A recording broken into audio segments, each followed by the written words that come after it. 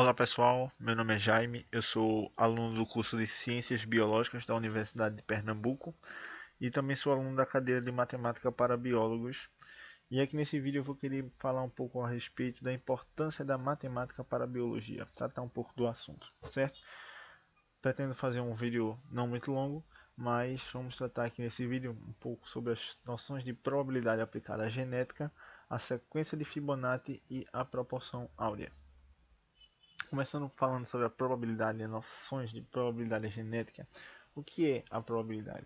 A probabilidade é a chance que um evento ele tende a ocorrer entre dois ou mais eventos possíveis. Por exemplo, qual é a chance de uma moeda cair com a face cara voltada para cima ao lançarmos ela ao ar? Ou então qual é a chance de ao lançarmos essa moeda ela cair com a face coroa voltada para cima? Essa é a probabilidade. É a chance que um evento tende a ocorrer entre dois ou mais eventos possíveis. Existe também o conceito de experimentos aleatórios na probabilidade. O que são os experimentos aleatórios? Os experimentos aleatórios são experimentos que, ao serem realizados repetidas vezes, nas mesmas condições, eles vão apresentar resultados variados, ou seja, a gente não vai conseguir prever qual vai ser o resultado desse experimento. Não vamos conseguir saber qual vai ser o resultado, não vamos ter uma previsão lógica desses experimentos. Então, vamos fazer esses experimentos repetidas vezes, nas mesmas condições, e vamos obter resultados variados. Certo? Esses são os experimentos aleatórios. Existem também os experimentos independentes e mutuamente excludentes. Certo? Esses tipos de eventos eles são muito bem aplicados na regra do e na regra do OU, que também são regras de probabilidade que são aplicadas à genética. Certo? A regra do E ela diz que a ocorrência de dois eventos que se excluem mutuamente é igual à soma das probabilidades de ocorrência de cada um dos eventos isoladamente. Ou seja, esse princípio corresponde à pergunta: qual é a probabilidade de um evento ocorrer e outro evento simultaneamente? Mais ou menos é o que essa regra, que esse conceito está querendo dizer, certo? A regra do OU diz: a ocorrência de dois eventos que se excluem mutuamente é igual à soma das probabilidades de ocorrência de cada um dos eventos isoladamente. Ou seja, qual a probabilidade de ocorrer um evento ou outro evento, certo? Eu vou querer mostrar para vocês a aplicação dessas duas regras em exemplos práticos, certo?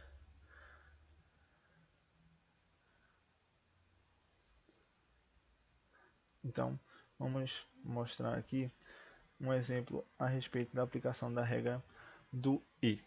Então, diz o enunciado: Maria possui uma anomalia genética autossômica recessiva, ou seja, chamada galactosemia. Ou seja, para se você ser galactosêmico, você tem que ter o gene azinho. Você tem que ser homozigoto recessivo, certo? E diz mais que os indivíduos galactosêmicos apresentam, entre outras manifestações, a incapacidade de degradar a lactose existente no leite.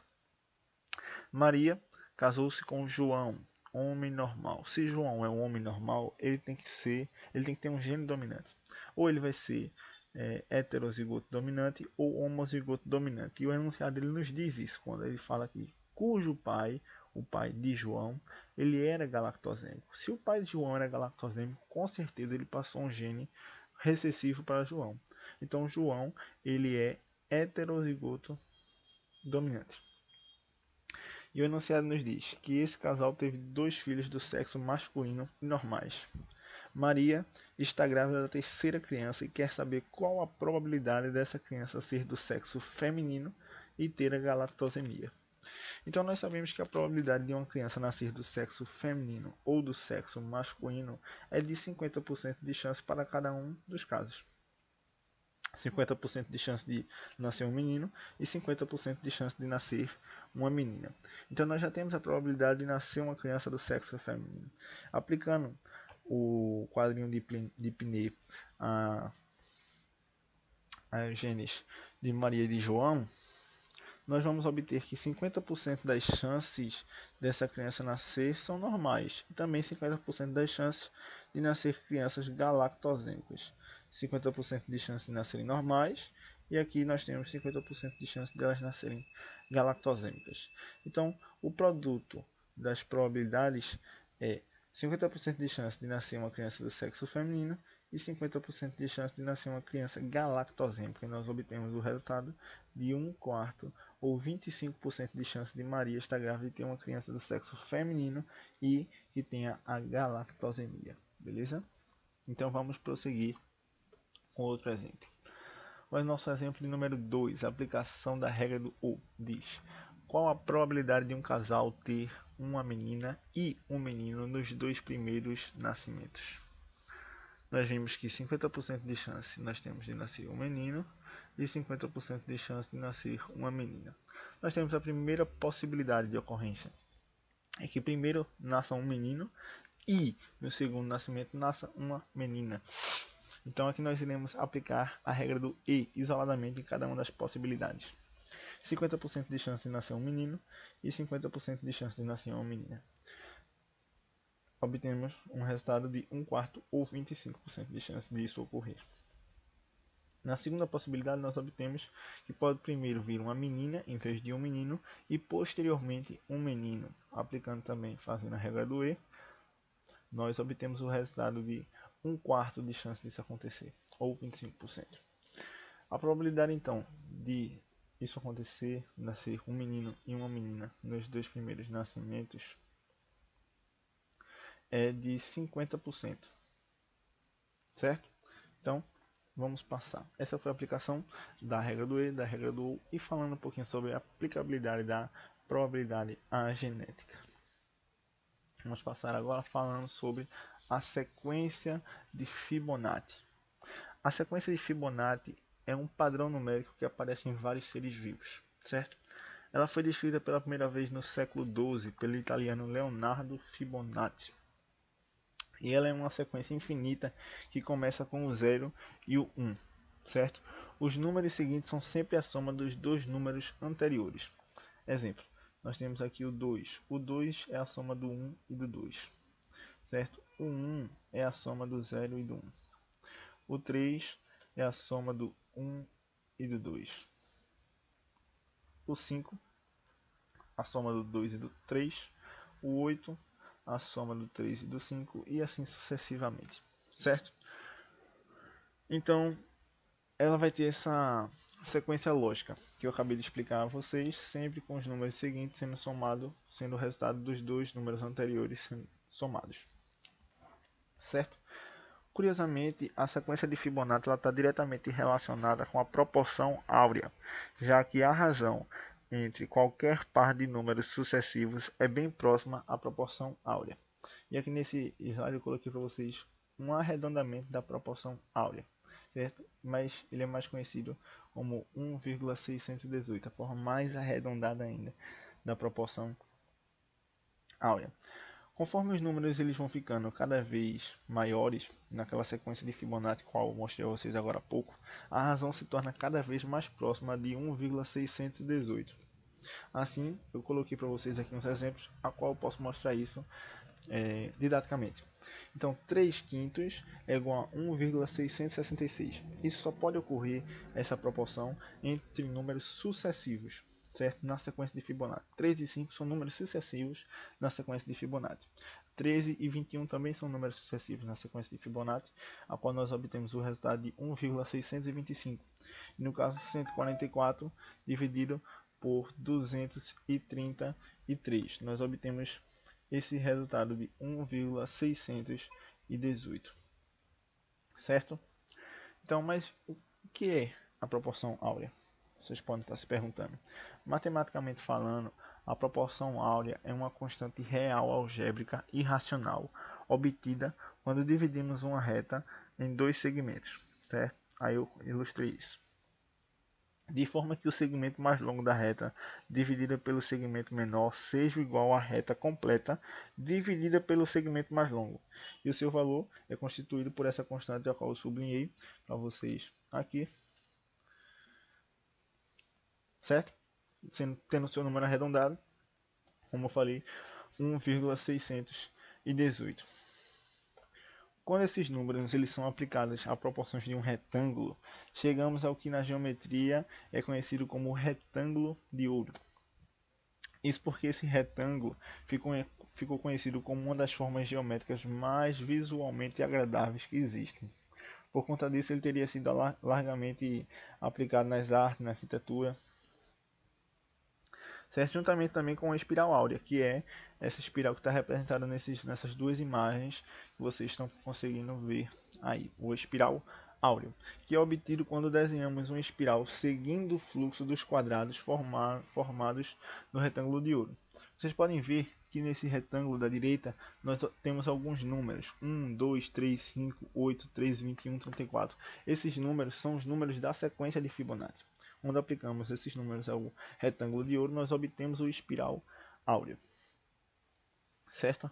A proporção áurea ela não se limita apenas às obras de arte, como eu falei a vocês.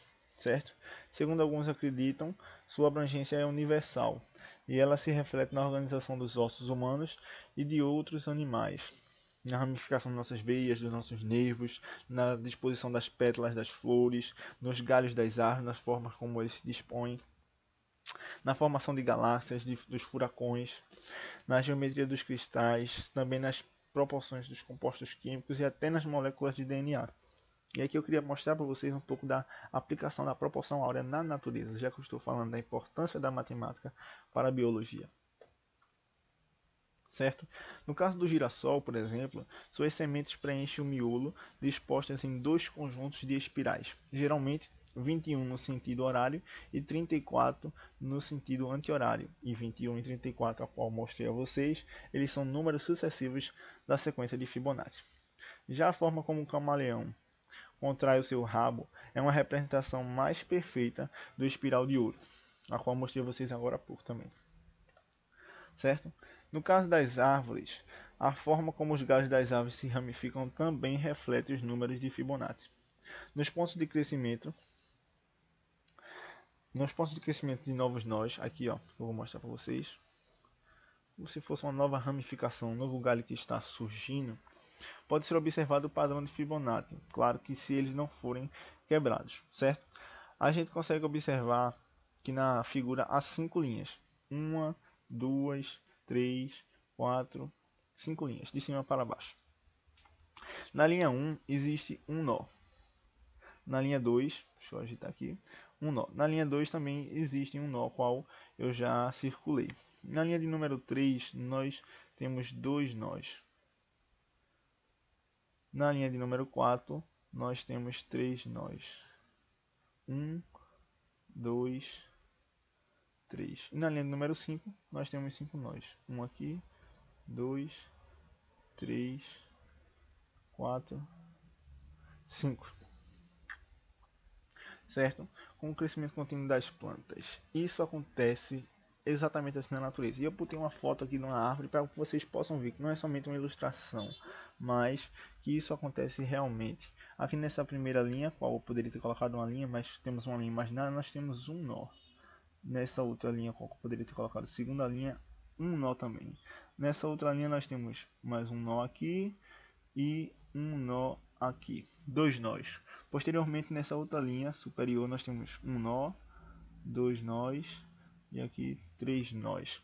Então, isso é a aplicação da sequência de Fibonacci, proporção áurea, na natureza. Um exemplo também na ramificação dos galhos das árvores.